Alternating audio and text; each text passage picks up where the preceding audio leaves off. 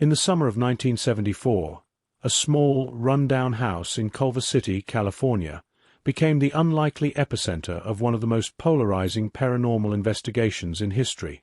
It wasn't a Gothic mansion or a cursed asylum. It was a standard suburban home, smelling of stale cigarettes and tension, occupied by a single mother named Doris Bither. Doris wasn't your typical haunted house protagonist. She was a woman hardened by a lifetime of trauma, struggling with substance abuse and a volatile family life. But when she walked into a bookstore and cornered Dr. Barry Taff, a researcher from UCLA's parapsychology lab, her plea wasn't for money or attention. It was for survival. She claimed she was being physically and sexually assaulted by 3 invisible men. Dr. Taff and his colleague, Carrie Gaynor, were men of science. They didn't go in looking for ghosts. They went in looking for placebo effect, or perhaps a tragic case of untreated psychosis. They expected to find a woman suffering from delusions. What they found instead was a house that seemed to be actively rejecting reality. The atmosphere in the Bither home was described as thick. It wasn't just Doris who was terrified. Her 4 sons were witnesses to the chaos. They reported seeing cabinets fly open, objects levitating, and their mother being tossed around the room by unseen hands. The turning point occurred during a session where nearly 30 investigators and observers crammed into Doris's bedroom. They brought high-end camera equipment, including Polaroid and 35mm cameras, hoping to catch a hoax in progress.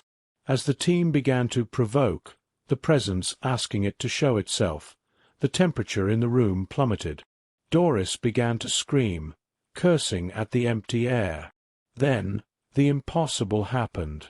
Multiple witnesses watched as a luminous arc of light manifested in the center of the room.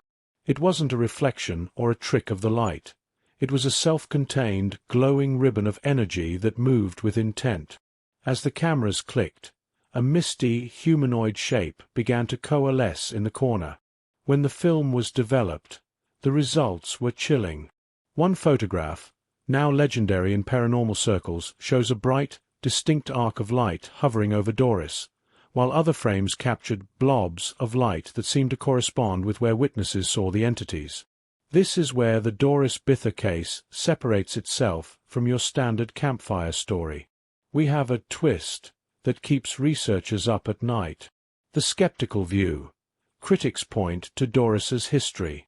She had a background of severe physical abuse, which modern psychology suggests can manifest as poltergeist activity, a subconscious externalization of internal trauma. They argue the lights were simply film defects or clever maneuvers by a woman desperate for a way out of her life. The investigator's stance.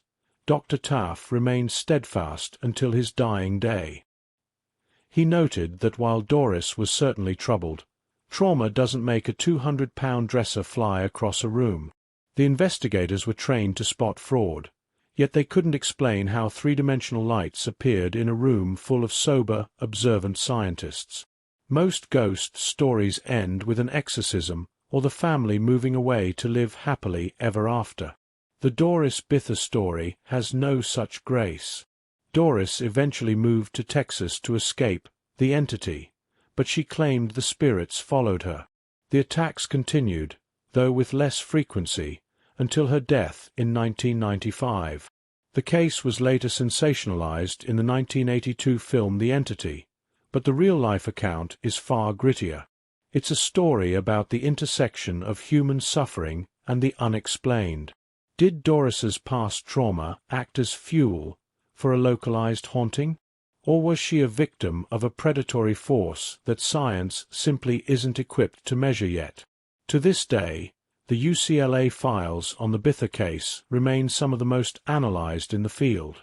The photographs have been subjected to every digital test available, and while they aren't proof of a demon, they remain proof of an anomaly. We are left with a haunting question. If the world's most skeptical minds walk into a room and see the laws of physics break, do we change the laws, or do we just stop looking into the room? Don't forget to like and subscribe for more spookiness. See you next week.